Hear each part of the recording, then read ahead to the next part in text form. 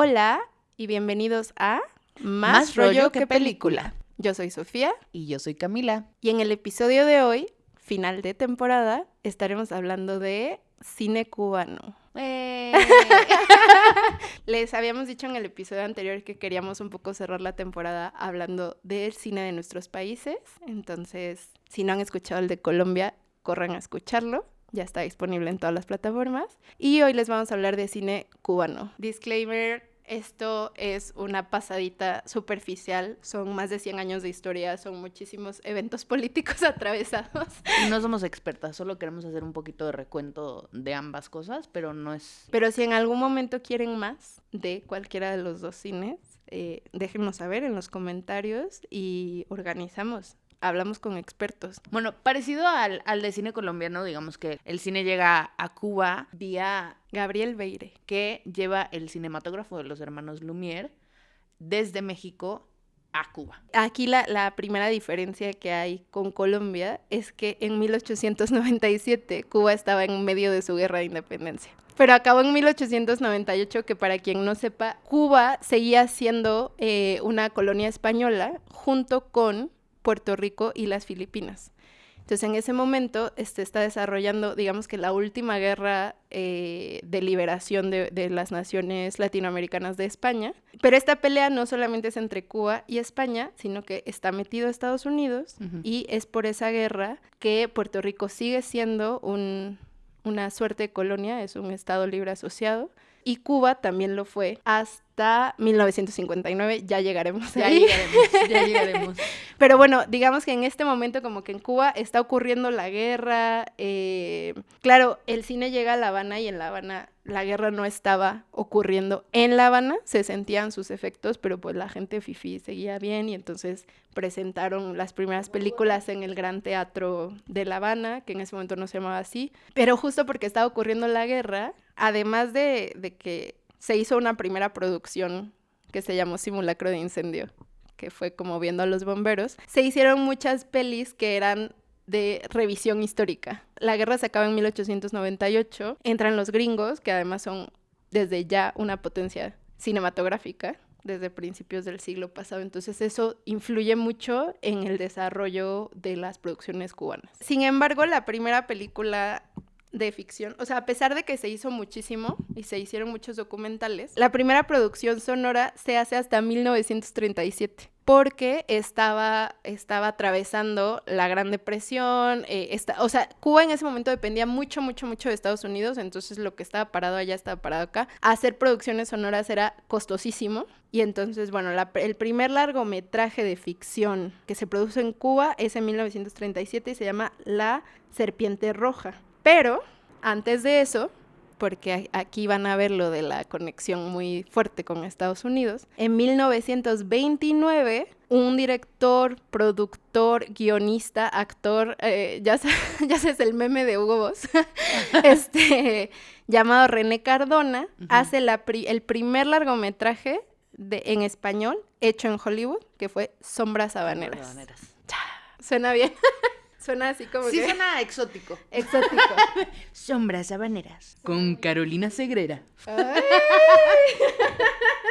Y también se hacen, por ejemplo, se hace una película que se llama Sucedió en La Habana, que es como un poco una comedia romántica similar a Sucedió una noche, It Happened One Night. O sea, como que había ahí mucha comunicación y mucho intercambio con las producciones estadounidenses. Y se producen un total de 80 películas. Pre-revolución, antes de 1959. Es bien prolífico, especialmente para un cine... Para pues, una isla de 5 millones de habitantes en ese momento. Sí, un cine latinoamericano que no tiene tanta fuerza, ahora, ¿no? Esto, ¿cómo se hace? 80 películas. 80 Imagínate, películas. En Colombia, 7. Pero esto se hace porque Cuba, ahí sí muy a diferencia de Colombia, empiezan a hacer un montón de coproducciones. O sea, desde el principio Cuba hizo muchas coproducciones con México, con Argentina y con Estados Unidos. O sea, en vez de hacerse a un lado, sí, en vez de importar, hagamos con ellos, exacto. Y entonces hay muchísimos actores, por ejemplo, de esa época, cubanos, que tienen éxito en Hollywood, como Desi Arnaz, que estaba casado con Lucille Ball, la de I Love Lucy, sí, que es como uno de los primeros latinos a los que los gringos tuvieron acceso en la tele así abierta. Actrices como Rosita Forné, en México vino Ninón Sevilla y fue como muy exitosa, es una de las actrices de la época de oro, o sea, como que hubo mucho intercambio. Desde las actuaciones, por ejemplo, y las producciones, pero también desde los músicos. Entonces, personajes como Gardel, Bola de Nieve. Que también traían, ¿no? Gardel sí. Gardel hizo producciones con Cuba, pero además músicos cubanos como Ernesto Lecuona, Bola de Nieve, Benny Moré, y de hecho hay coproducciones que pueden ver ustedes todavía, como Tintán iba a Cuba y entonces grababa una película en Cuba sobre un mariachi que estaba en Cuba, o al revés, ¿no? Como que una vedette cubana que estaba en algo aquí en México y entonces se enredaba con Tintán o con el actor de renombre de la época. Entonces había mucho intercambio y eso provocó como una fuerte producción y una fuerte participación de Cuba en el escenario del cine de las Américas, diría yo. Uh-huh. Un datito curioso, me voy a ir para atrás porque aquí ya estamos en 40, 50, pero desde 1912 surgen en La Habana las primeras publicaciones sobre cine. O sea... Cajas du Cinema. Sí. O sea... de que lo que habían pues vistas y como que estas pelis súper sencillas, la de los bomberos, el simulacro de incendio, y sin embargo la gente ya estaba con el deseo de escribir de cine, de hablar de cine, de discutir de cine. Y de hecho en Cuba, esto fue algo que yo no sabía y que me dio como mucho gustito leer, es que desde ese momento había mucho la cultura del club de cine.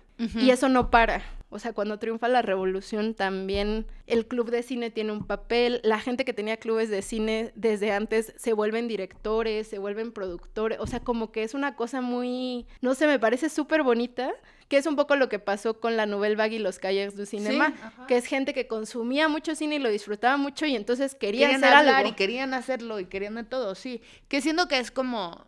pues ahorita lo estábamos hablando, que La Habana es... ¿cómo es el París? Le decían el París del Caribe. Del Caribe.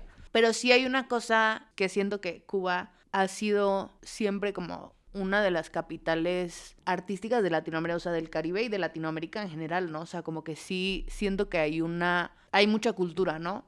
Como esta sed intelectual y de compartir y de generar cultura y consumir cultura y criticar cultura en todos los ámbitos también, o sea, sí en cine, pero también en literatura, sí. Y creo que esto también tiene que ver con que Cuba obviamente es una isla, pero además es la isla que sirve de entrada al resto del... o sea, como que viniendo de Europa, porque claro, es una llave de acceso y como buen puerto, pues claro, recibió a muchísimas personas de otros países, que muchos se quedaron, otros se iban, pero dejaban algo de... o sea, como que siento que los puertos tienen una cosa muy...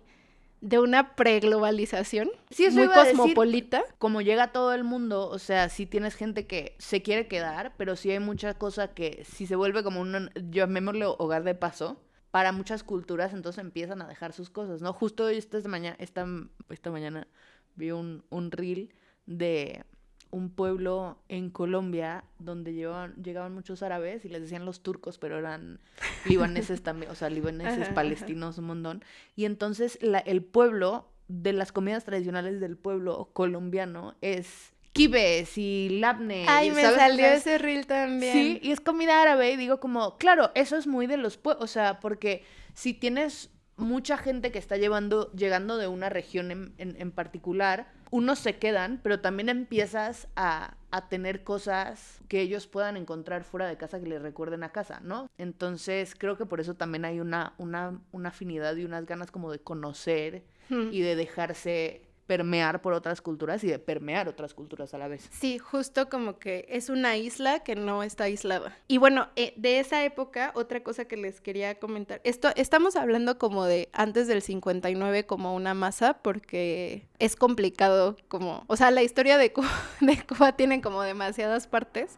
Obviamente hubo revoluciones, hubo golpes de estado, hubo dictaduras antes del 59, pero en medio de todo eso, los gringos estaban metidísimos.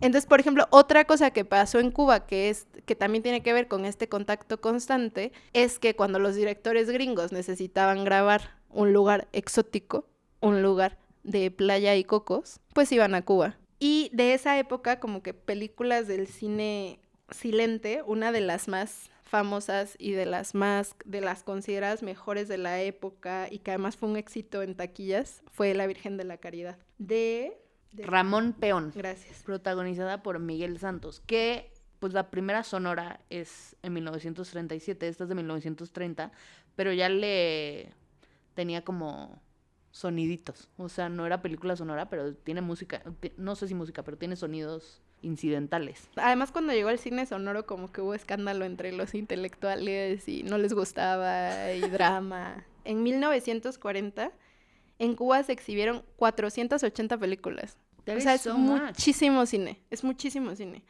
De esas, 360 son producciones estadounidenses. Y fíjense fíjense la importancia. ¡Qué fuerte es! Fíjense la importancia del cine en Cuba, que en 1940 teníamos 5 millones de habitantes y había 373 salas de cine. Y además, algo que pasa es que a partir del 40 la gente empieza a ir más al cine porque las producciones gringas se reducen y empiezan a pasar más cine hispanohablante, mexicano, argentino sobre todo. Por la guerra. Por la Segunda Guerra Mundial.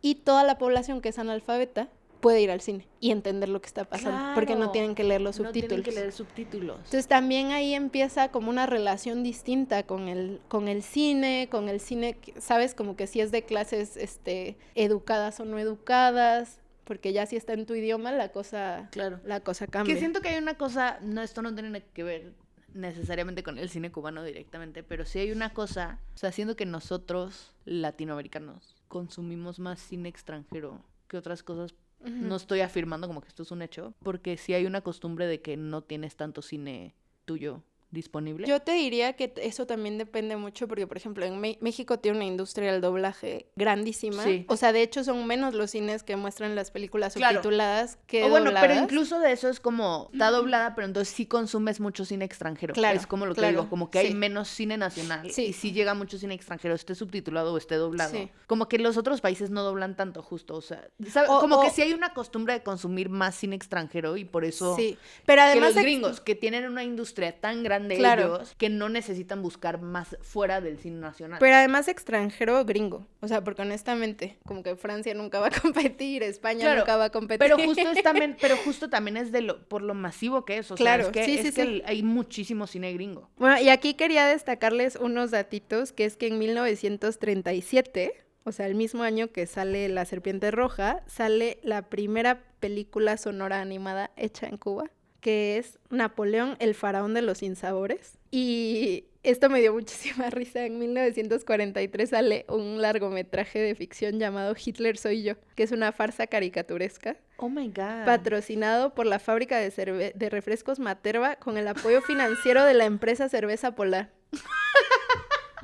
Mira cómo el Caribe siempre ha estado ahí. Y también a principios de 1940 empiezan a surgir los primeros estudios y enseñanzas sobre cine. O sea, como talleres sobre cine, que la gente aprenda a hacer cine. Esto no es masivo, no es para... O sea, son como los primeros pininos de eso que ya después veremos que es muy importante. Y cuando llegamos a los 50, este dato también me parece... Es que son las cositas que digo, pues sí. O sea, por eso Cuba también tiene mucho movimiento en muchas cosas. Cuba es el primer país de América Latina en emitir una señal televisiva. La televisión llega en fase experimental en noviembre de 1949 y en 1958 el país cuenta con 23 estaciones. Y había 400,000 televisores, o sea, un televisor por cada 17 habitantes, que también es un montón. Es un montón. Es una locura. Para el 55 ya se estrenaban más de 500 películas estadounidenses nada más. Y el 31 de diciembre de 1958, Fidel entra en La Habana, Batista se huye y se considera que el 1 de enero de 1959 es como el triunfo de la Revolución Cubana. Y aquí vienen también unos datos muy fuertes y que te hablan mucho también de la visión que tenían Fidel y los demás, porque no era solito él. En enero del 59 triunfa la revolución. Y casi enseguida se abre una suerte de espacio de cine donde varios cineastas van a hacer cine documental. En marzo de 1959, es que les digo, o sea, esta gente así como que sí, no perdona. A los 2 meses, sí, en marzo del 59 se funda el Instituto Cubano del Arte y la Industria Cinematográficos. ICAIC. Como resultado de la primera ley de cultura. O sea, que está además... O sea, es una estrategia muy inteligente. El arte y el cine son una herramienta muy fuerte de manipulación y de propaganda y que lo puedes esconder muy fácil. O sea, puedes hacer una historia que está muy inocente. Bichos es una película para niños muy inocente, pero tiene ahí un subtexto social y político fuerte. Y que además yo diría que todo el cine es propaganda. Uh-huh. Y que el cine que no cuestiona el statu quo te está vendiendo el statu quo.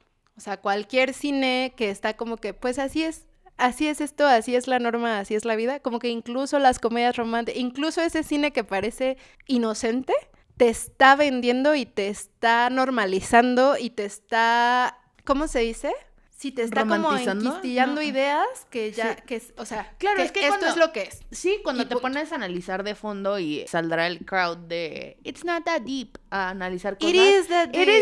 It is that deep que todas las protagonistas de comedias románticas de los 90s o el 80% sean rubias, delgadas, blancas. O sea, si tú no te puedes ver reflejado en estas cosas y cuando te ves reflejado, que es otra vez, volvemos al puto tema del cine marginal, o sea, de cómo representas y cómo miras al otro en el cine, ¿no? Entonces, si las películas básicas bobas, ¿no? Que en teoría no son ni políticas ni sociales ni tienen crítica, en teoría, son todas protagonizadas por un señor y una señora blanca hegemónica, o sea, que cumplen los estándares de belleza europeos hegemónicos y terminan bien y tienen finales felices, pero el gay se muere, el negro es solo miseria, el colombiano es solo droga. O sea, si todo el otro es solo tragedia y solo no tienes una historia de amor inocente, entre comillas, sino que todo tiene que ver con el sufrimiento de la otredad, pues eso es lo que estás diciendo. Estás diciendo solo el blanco gana. Sí, totalmente. Entonces, bueno, se funda el ICAIC, que lo dirige... Pero espera, entonces mi punto es que sí es muy inteligente como que eso sea lo primero, o sea, como de las primeras cosas que abres, porque sí estás tratando de que la gente esté de tu lado. Entonces, ¿cómo hago para que la gente esté de tu lado? Controlo medios y controlo películas y controlo arte. Que además es algo que también los soviéticos hacían y hacían muy bien. También se hace algo que se llamó cinemóviles, que me encanta, porque llevaron el cine a los pueblos, o sea, llevaban ahí los proyectores y ponían cine, y esto está acompañado de que en este momento están ocurriendo muchas cosas en el cine, o sea, el neorrealismo italiano, viene la Nouvelle Vague francesa, y entonces como que hay una serie de movimientos que están ocurriendo fuera de Estados Unidos a los que se pueden como acoger, como para enseñarle a la gente más cine. Y entonces, algo que deciden hacer desde el ICAI es traer directores extranjeros y trabajar con ellos. Entonces, por ejemplo, una de esas directoras es Agnès Varda, que va a Cuba, que graba varios documentales cortos. El más famoso es Salut les Cubains, que además siento que es un documental, primero es muy lindo, porque pues todo lo que ella hace es, no sé, tiene como ternura, como, no sé, también es muy idealista, o sea, justo es así de que, ay, los cubanos se liberaron del capitalismo y wow. Ajá. y todo el tiempo bailan, porque mi verdad no está exenta del ojo exotizador europeo, porque pues, ni modo, es lo que le tocó tener. Es una señora blanca francesa, o sea, la amo mucho, pero es una señora blanca francesa. Sí, y entonces ellos trabajan con los jóvenes del ICAI. O sea, imagínate tener como, ¿sabes? Como 20 años y ser asistente de producción en una peli de Varda. Y también se trabajó la ficción con directores extranjeros. El caso más famoso y la película más espectacular que ha salido de esos trabajos conjuntos es Soy Cuba, de 1964, de Mikhail Kalatozov. Que además esa peli es del 64. 4. Que si no han visto esa película, A ver, todo lo que les voy a decir aquí. Todo lo que les voy a decir aquí está disponible en YouTube. Porque no sé cómo funcionan las reglas de derechos de autor con el cine cubano. No, supongo que no se puede controlar tanto hacia afuera. Es una película hiper mega propagandística, como de triunfó la revolución y como que habla de cómo los gringos... Es que, a ver, esto es una realidad que yo he oído toda mi vida, que Estados Unidos usaba a Cuba como su prostíbulo. Sí. Retrata esa realidad, también retrata como a los campesinos en la lucha, retrata como la pobreza que había, y entonces todo se hace con un nivel de cine. O sea, de verdad, es la película que más me ha hecho decir, es cine. O sea, como que esto es cine. Nunca había visto algo así, como el juego de las cámaras, los movimientos. Tiene un muy famoso plano secuencia espectacular, que además tú dices, ¿cómo hicieron esto en 1964? Porque obviamente, pues no había drones, ¿no? Y no había, o sea, no había como ciertas tecnologías y ciertas cosas. Y la película la protagoniza Sergio Corrieri, Salvador Wood, José Gallardo, Jean Buis. I have no idea. Seguramente Buis no es. Y Luz María Collazo. Véanla. Si les gusta el cine, véanla. Si no les gusta el cine, véanla.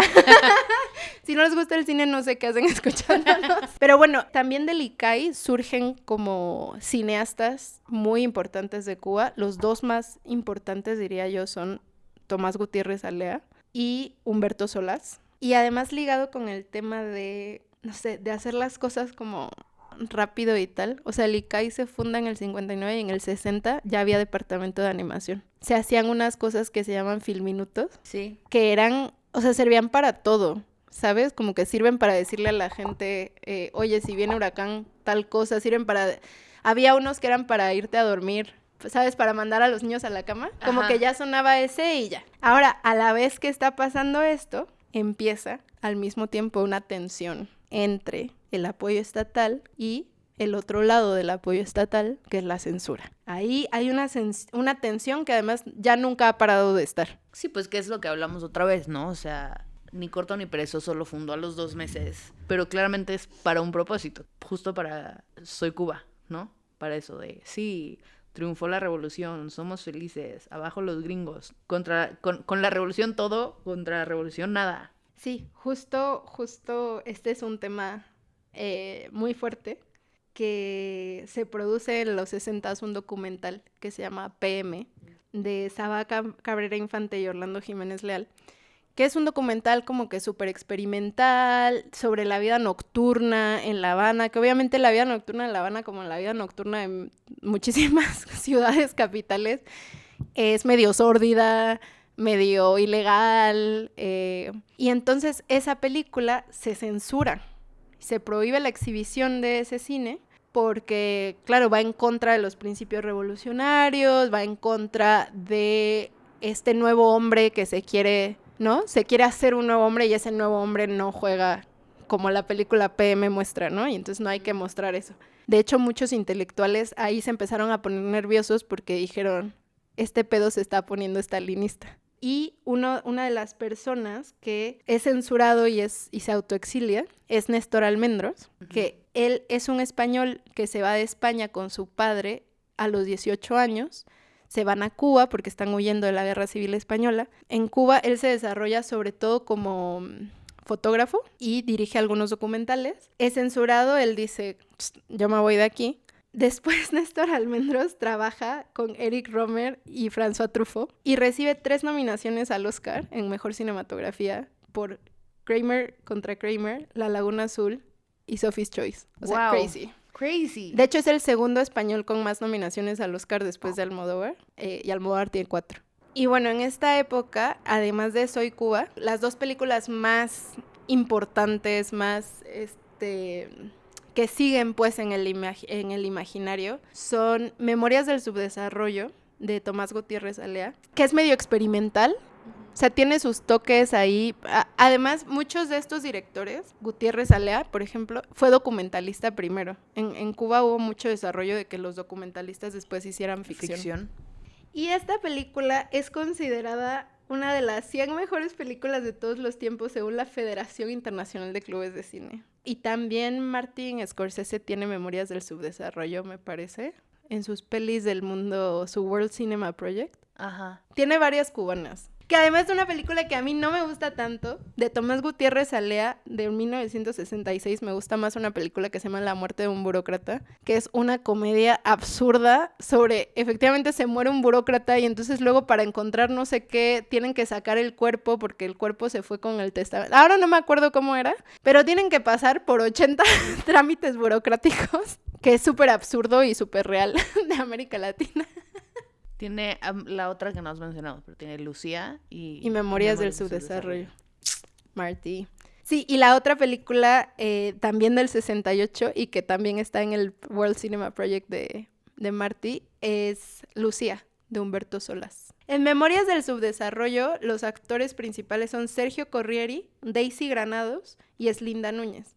Sergio ya lo nombramos en Soy Cuba. Y en Lucía son Raquel Revuelta, Eslinda Núñez, Adela Legrá, Tete Vergara e Idalia Anreus. Lucía justamente sigue a 3 mujeres que se llaman Lucía en 3 momentos de la historia de Cuba. Y de hecho, en Cuba, el primer largometraje de ficción, que es medio ficción, medio documental, hecho por una mujer, salió, dependiendo a quién le preguntes, en 1974, que es De cierta manera, de Sara Gómez, que además Sara Gómez muere súper cerquita de la película, o sea, ella falleció muy joven. Y, dato curioso, Sara Gómez sale al final de Salut le Cubain. Y después de esa película de Sara, yo no sé si pasaron 20, 30, 40 años para que hubiera otro largometraje dirigido por una mujer. El primer largometraje dirigido por una mujer en Colombia es de 1984. Terrible. Soñé su nombre. Es el primer largometraje dirigido por una mujer afrocolombiana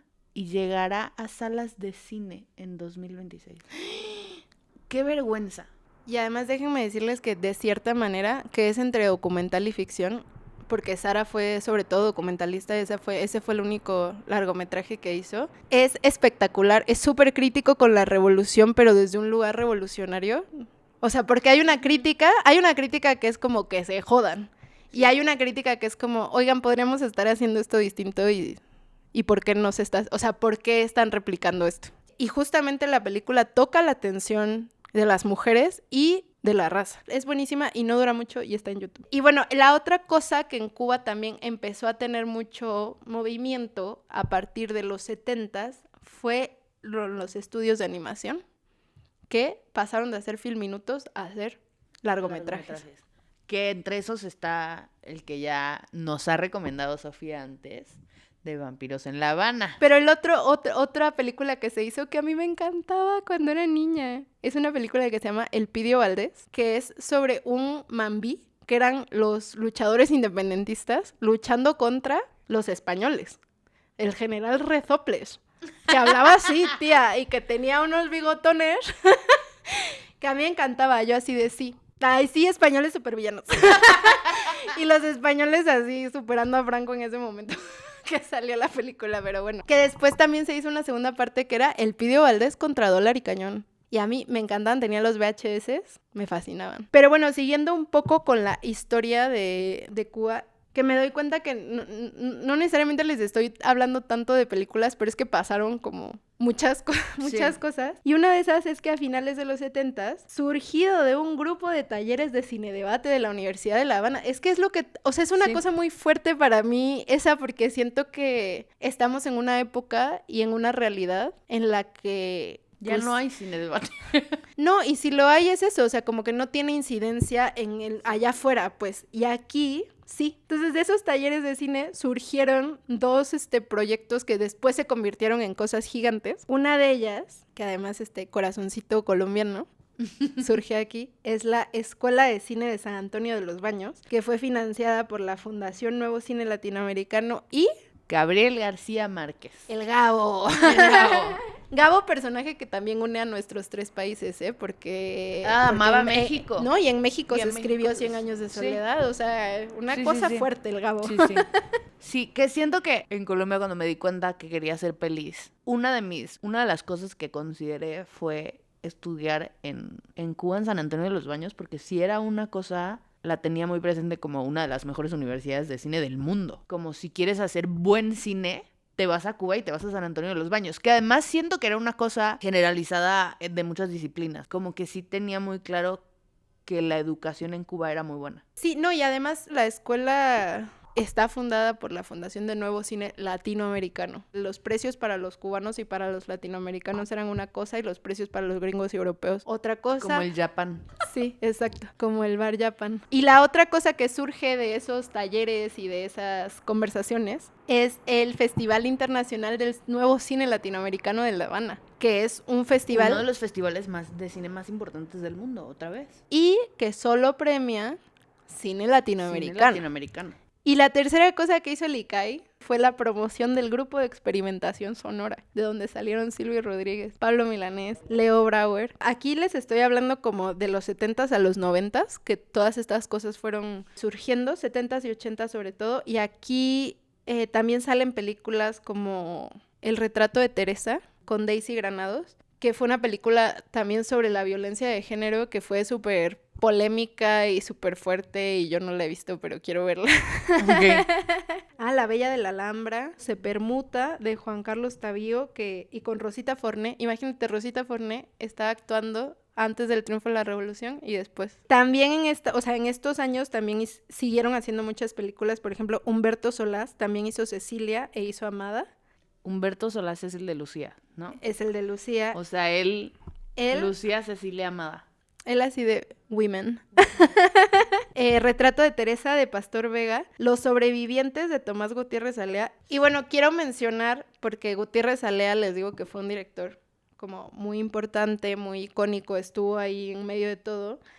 Ya en los 90s estaba viejito, y entonces dirigió una película con Juan Carlos Tavío, que es un director joven, su protégé, digamos, que se llama Fresa y Chocolate. Y Fresa y Chocolate es la primera película que en representación de Cuba que obtuvo una nominación en la categoría de Mejor Película Extranjera en los premios Oscar de 1994. Y Fresa y Chocolate está basada en el cuento El lobo, el bosque y el hombre nuevo, de Zenel Paz, y está protagonizada por Jorge Perugorría, Vladimir Cruz y Mirta Ibarra.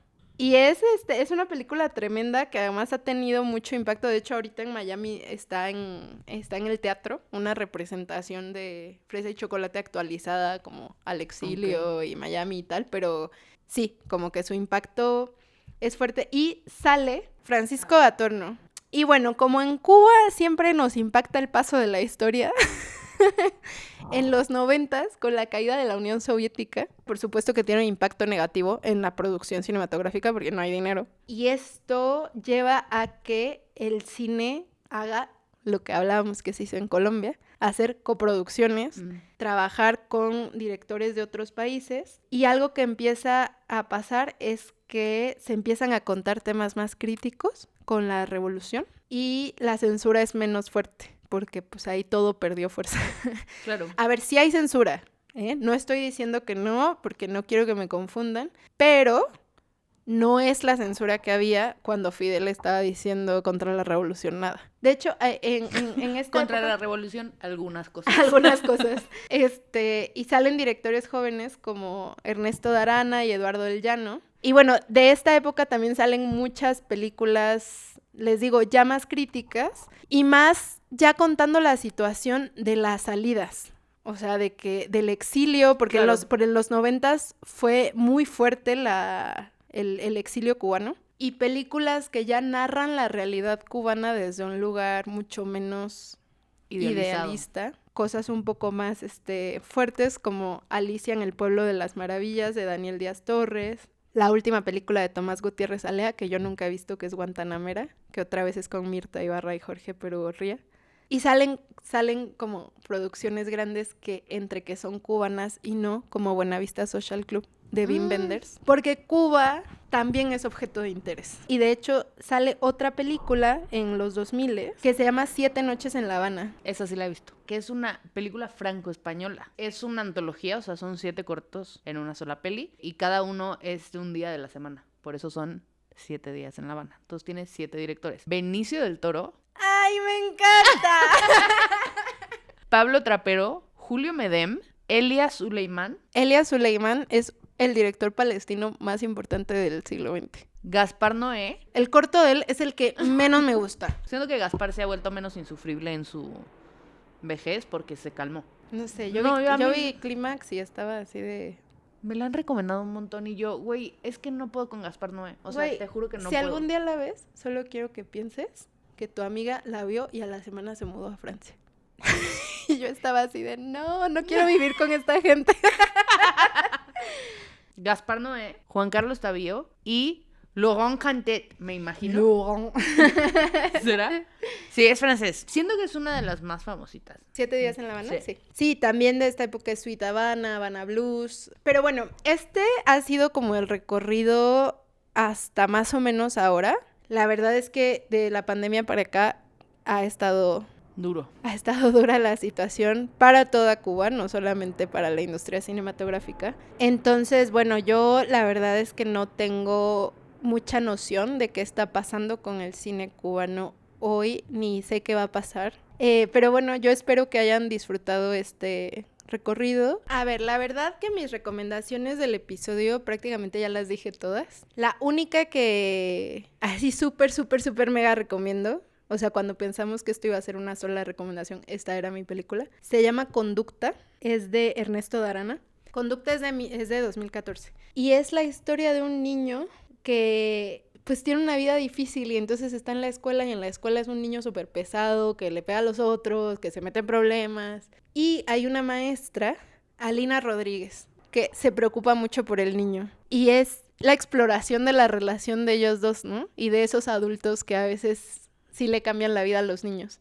Y esa es como una que les súper recomiendo porque además es algo bastante reciente. También les recomiendo mucho Habana Blues, de Benito Zambrano. Otra que les recomiendo es Juan de los Muertos, porque es una comedia de zombies. También está Lista de Espera. Otro que les quiero recomendar es Sweet Habana, que es un documental, que es una película que primero se graba con técnicas del cine de ficción, que no tiene diálogo y que solo usa el sonido y la imagen.